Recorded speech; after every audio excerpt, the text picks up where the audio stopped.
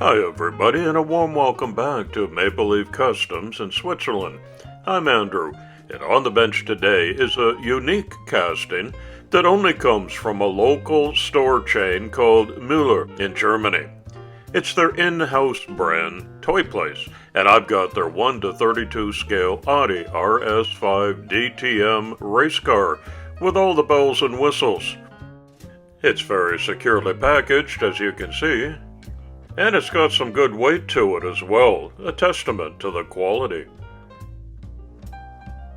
This is a pullback car, so I got to play with it on my hobby desk. When you open the doors, it lights up and gives an alarm sound.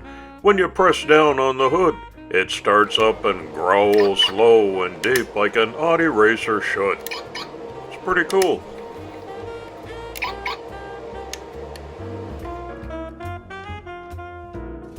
This is going to be a gift to another extended family member who was a recent house guest of ours here in Basel. Trevor's a licensed Audi mechanic, so this is in his wheelhouse. It's his brand, and I hope he likes what I do to it. It's going to be a 100% cosmetic job. I'm simply changing the color and the racing livery to be something closer to home for Canadian boy Trevor. Stand by and see what I do.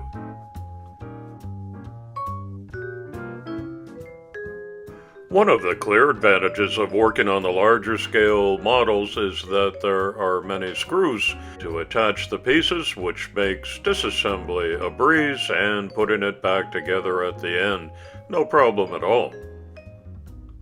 On the other hand, instead of having just 4 or 5 basic pieces like a 1:64 scale car, this has dozens of them, so I'm careful to catalog these and put them all together in one place, and I will most likely be referring back to this video clip when it comes time to try to put it all together again. But the greatest advantage is the bigger size canvas, which gives me lots more flexibility and room for details, and it's easier on these old eyes. Some of these parts are not held together with screws, they're simply melted plastic heads on the inside of the casting, so I take a soldering iron, get it all heated up, and I just melt the heads inside. And that means I can take out the glass tail lights,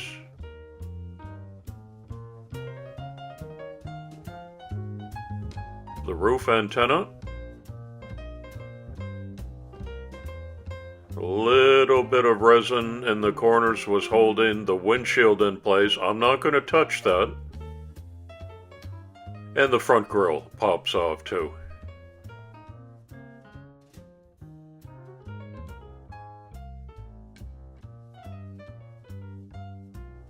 I'm not going to strip this one down to bare metal, there's no need to really, but I do take a scouring pad and I scuff up the surface so that the primer will adhere to this nicely. Little degreaser takes any sanding residue and fingerprints off. And don't forget the doors.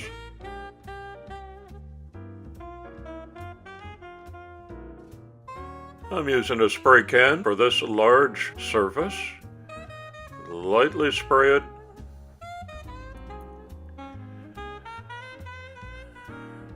And I'll go over this twice with the primer just to make sure that the old tampons are covered up. I'm happy that you have found my channel and are watching today, both the regulars who are back and the brand new viewers as well. Here are the rest of the builds to fill out the 2023 calendar, and I invite you to give this video a thumbs up if you like it, leave a respectful comment below, which I promise to reply to. It would be most appreciated if you'd subscribe to the channel too, that's what helps me the most as a content creator.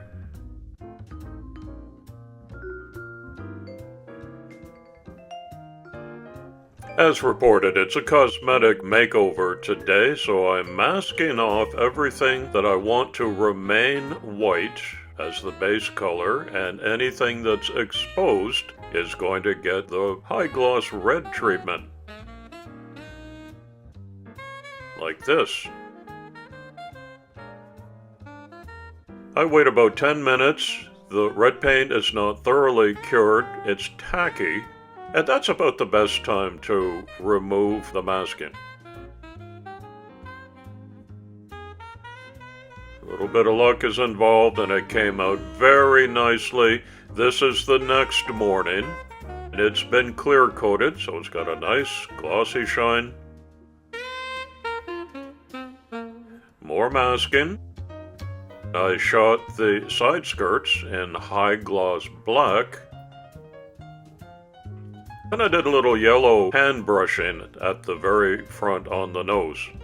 Today's community shout out goes to Bunker Diecast channel, where you are going to see some openings, mail calls, a really nice collection assembled here on this channel, so please follow the link that I left in the description and check it out for yourself. Leave a thumbs up, share the love, and help another hobby enthusiast. Thanks for doing that. The RS5 DTM is a touring car produced by the German manufacturer Audi for use in the Deutsche Tourenwagen Masters DTM.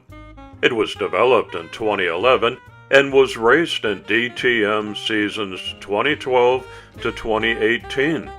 It's powered by a naturally aspirated, custom-built, longitudinally mounted, indirect fuel-injected 4-liter V8 with a power output of 460 horsepower. The A5 DTM replaced the retired Audi A4 DTM at the end of the 2011 season and would itself be replaced by the updated RS5 Turbo DTM from 2019 onwards. At the end of the 2020 season, Audi Sport left DTM after 31 years of participation to focus on Formula E racing. The turbo version was the last Audi vehicle in DTM before they left the sport. The driver's name goes proudly over the door. Personalized just for you, Trevor. I hope that's okay. I started to do some minimal interior detail with some red racing harnesses here. This was a tricky move with a toothpick inside of the roll cage, but I managed to do it. Here's a pic of the real interior. I may have skimped on a couple of details. I managed to save all of the parts that I put in my little Ziploc baggie. They're going to come in handy now because it's time to put it all back together, starting with the door cards, which are just pressure mounted.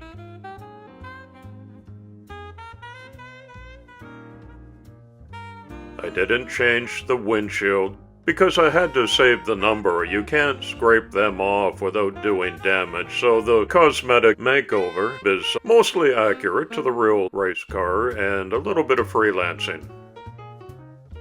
The glass headlights go back in place. That's a very nice touch that you're afforded with the 1:32 scale models. They look real. They pop onto a couple of small posts, but one of them fell out a couple of times, so ultimately I added a drop of glue inside to hold them, and that did the trick.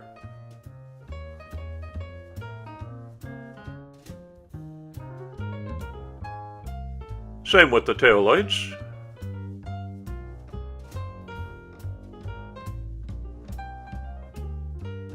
Looking very sharp, even against the red body. The side mirrors just press back into place. But that big rear wing is held in with screws.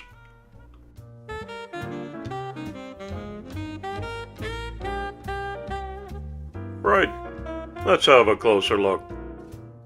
I gave it 3 coats of clear for super shine, and I think it turned out just beautifully. As I said, I tried to stick as closely as possible to the real race car based on Google Images pics, but I did put a few touches on there, like my own Swiss-tuned logo, a couple of maple leafs, and the driver's name over the door. but otherwise it's a very close replica. There's a holographic certificate of authenticity on the bottom, and you're dying to know if the effects still work. Sure do. The alarm goes with the lights, front and back.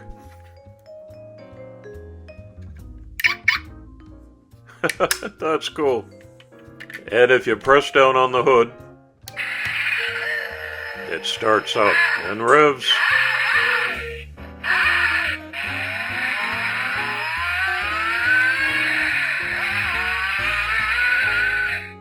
Trevor's gonna spend hours with that like I have. And it's still a pullback working great. There's the real McCoy with the full Audi race crew.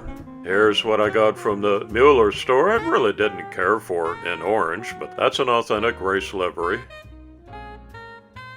I like this much more. It's brighter, vibrant contrast with the red on the white.